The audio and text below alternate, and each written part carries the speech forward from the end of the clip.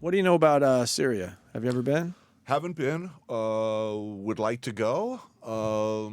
It's a really messed up situation and far more complex than anybody's really talking about. I like the idea of doing something as supremely. If we bomb Syria, right, it's completely against our national interest to do that.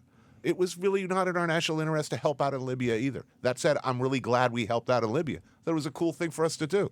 Wow, we're actually helping people who deserve to be helped. We're actually do something for freedom, not for oil or whatever. I think it's a mess. I don't know that it's going to make anything better, but I kind of like that we're at least talking about it. I don't know how it's going to turn out. What is clear for sure is Assad and his dad were two of the most reprehensible figures in the Middle East. I would love to see them go.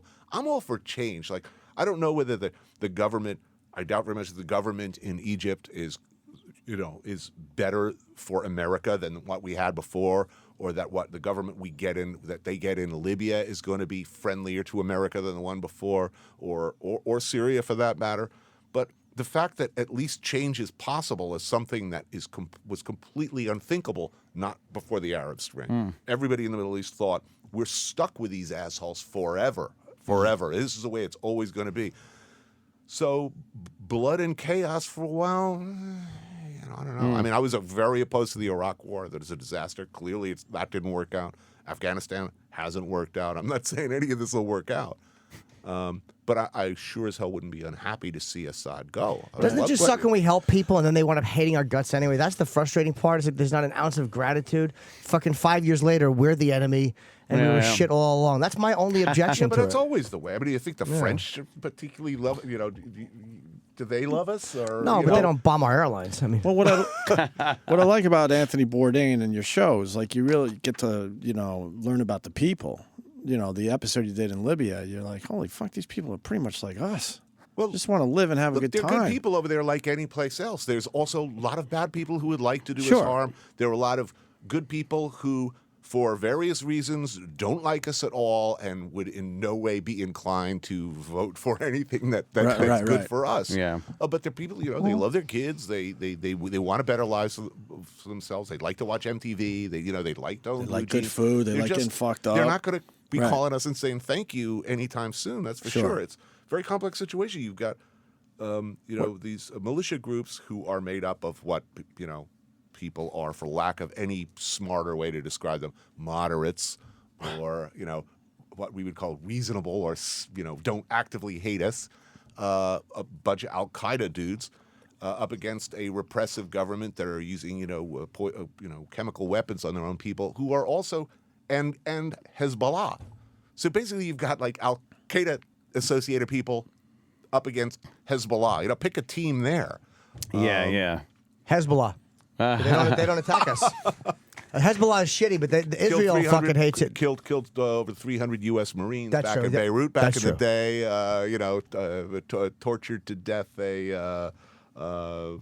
the CIA station chief.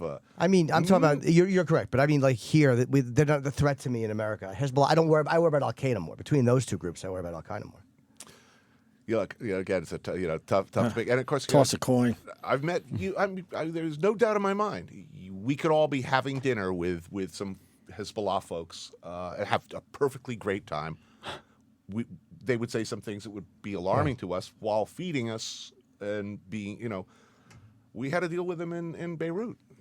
Hey, American, how are you? What you doing in my neighborhood? Oh, really? Boy. Yeah, roll up in the Mercedes, gold watch. How'd you talk to? What'd you tell them you were doing? Well, we were shooting in their neighborhood, so within seconds of arriving, the Hezbollah showed up as, what are you doing in our neighborhood? And we're making a travel and food show.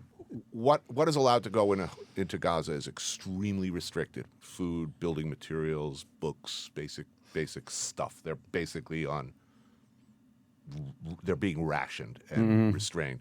They can't fish more than 3 miles off their coast. Getting over the Israeli border, that ain't really happening.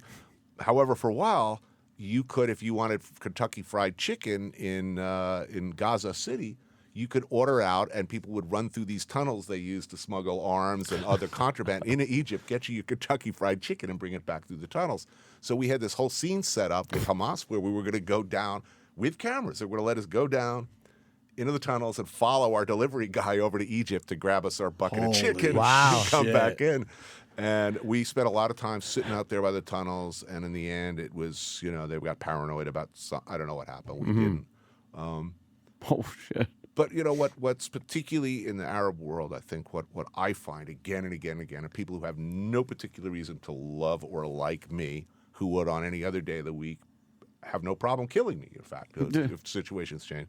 If you wash up at their house and you're hungry, almost across the board, you will be treated with hospitality. And by hospitality, I mean your host will sit right next to you, patting you on the knee, making sure you're happy, checking on you throughout the meal, ripping off the best parts of the lamb, making sure you're eating well. Again and again and again, when we're shooting those scenes, our host will be absolutely miserable that the camera people aren't eating. They're just tortured. They're talking to me, doing the scene. They say, look, you're shaming me. Is there something? Can't I feed these? I'll turn right towards the camera, blowing the scene, and say, can't I feed you? Can't I give these guys some food? It's disgracing me. I mean, I'm a bad host. And, please enjoy, have some fun. I can't wait, by the way, till I can bathe in the blood of my enemies. There you go. That's the guy. It's one of those maddening incongruities of travel when people who, on any other day would, or in different circumstances, would happily do bad things to you and yours are, lovely to you in person.